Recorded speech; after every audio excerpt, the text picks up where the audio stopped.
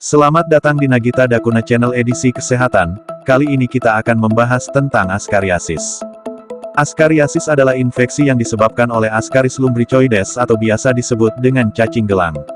Cacing ini dapat hidup dan berkembang biak di dalam usus manusia serta menimbulkan gangguan kesehatan yang bisa menyebabkan komplikasi. Askariasis terjadi ketika cacing gelang masuk ke dalam tubuh manusia. Cacing penyebab penyakit ini dapat menginfeksi paru-paru atau usus. Jika dibiarkan tidak terobati, cacing ini akan terus berkembang biak dan menginfeksi organ lain, seperti hati dan pankreas. Askariasis dapat ditemukan di mana saja, tetapi lebih sering terjadi di wilayah yang beriklim hangat dan di area yang memanfaatkan feses sebagai pupuk. Indonesia adalah salah satu negara yang memiliki banyak kasus askariasis. Penyebab askariasis: telur cacing gelang bisa ditemukan di tanah yang terkontaminasi oleh tinja manusia. Oleh sebab itu, seseorang dapat terserang askariasis akibat kontak dengan tanah yang terkontaminasi tersebut, misalnya karena mengonsumsi bahan makanan yang tumbuh di tanah yang terkontaminasi, menyentuh mulut dengan tangan yang tidak dicuci terlebih dahulu setelah menyentuh tanah. Telur yang masuk ke dalam tubuh akan menetas di usus dan menjadi larva. Selanjutnya, larva akan masuk ke paru-paru melalui aliran darah atau aliran getah bening. Setelah berada di paru-paru selama 10-14 hari, larva akan menuju ke tenggorokan. Pada tahap ini, penderita akan batuk sehingga larva tersebut keluar atau bisa juga tertelan lagi dan kembali ke usus. Larva yang kembali ke usus akan tumbuh menjadi cacing jantan atau betina, kemudian berkembang biak. Cacing betina dapat tumbuh sepanjang 40 cm dengan diameter 6 mm dan bisa menghasilkan 200.000 telur cacing per hari. Sebagian telur cacing akan keluar melalui feses dan mengontaminasi tanah. Sedangkan, sebagian lagi akan menetas kemudian pindah ke paru-paru dan menjadi cacing dewasa di usus. Seluruh siklus tersebut bisa memakan waktu sekitar 2-3 bulan. Jika tidak ditangani, cacing dewasa dapat bertahan hidup dan berkembang biak di dalam tubuh manusia selama 1-2 tahun. Artinya, selama itu akan ada telur baru dan cacing dewasa yang baru pula sehingga askariasis bisa berlangsung dalam waktu yang sangat lama. Faktor resiko askariasis. Ada sejumlah faktor yang dapat meningkatkan risiko seseorang tertular parasit ini, yaitu tinggal di tempat beriklim yang hangat, tinggal atau bekerja di lingkungan yang memanfaatkan feses manusia sebagai pupuk, berusia 10 tahun ke bawah, terutama jika tidak disiplin mencuci tangan, menderita gangguan makan pika yang suka memakan tanah atau pasir. Gejala askariasis. Pada sebagian besar kasus, askariasis tidak menimbulkan keluhan apapun. Biasanya, gejala akan muncul jika cacing di dalam tubuh semakin bertambah. Gejala yang muncul akibat askariasis tergantung pada organ tubuh yang sedang terinfeksi.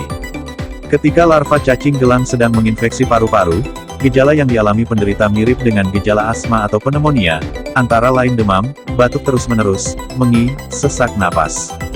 Sementara itu, ketika larva cacing menginfeksi usus, gejala yang dapat timbul adalah lemas, sakit perut hebat, diare, mual dan muntah, buang air besar berdarah, hilang nafsu makan, berat badan turun, terdapat cacing pada muntahan atau feses.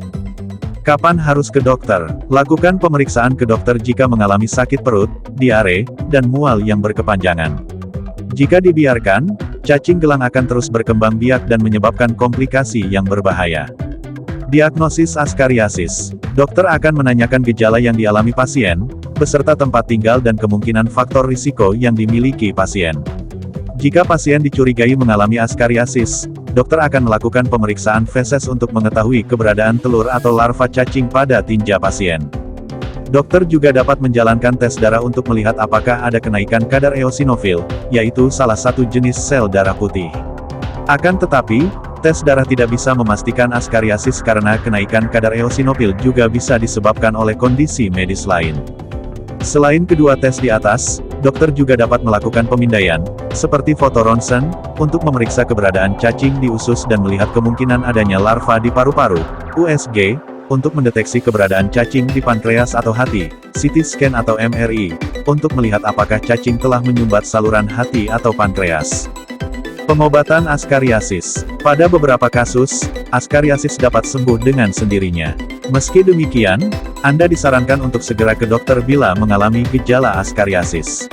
Pengobatan pertama untuk askariasis adalah dengan pemberian obat cacing, seperti pirantel pamoat, mebendazole, piperazine, atau albendazole, yang dikonsumsi 1-3 kali sehari. Pada askariasis yang sudah berat atau menyebabkan komplikasi, dokter akan melakukan prosedur bedah untuk membuang cacing dari dalam usus dan memperbaiki kerusakan di usus pasien. Komplikasi askariasis. Askariasis umumnya hanya menimbulkan gejala ringan dan tidak berbahaya. Namun, cacing di dalam tubuh bisa terus berkembang biak dan menyebar ke organ tubuh lain. Akibatnya, dapat terjadi komplikasi serius, seperti kekurangan nutrisi dan penurunan berat badan akibat hilangnya nafsu makan dan terganggunya penyerapan makanan di usus, gangguan tumbuh kembang pada anak karena kekurangan nutrisi, penyumbatan usus oleh kumpulan cacing yang dapat menyebabkan robekan usus dan perdarahan, penyumbatan usus buntu yang menyebabkan peradangan usus buntu, penyumbatan saluran cairan empedu dan enzim pankreas yang dapat menyebabkan nyeri perut hebat. Pencegahan askariasis. Askariasis dapat dicegah dengan selalu menjaga kebersihan.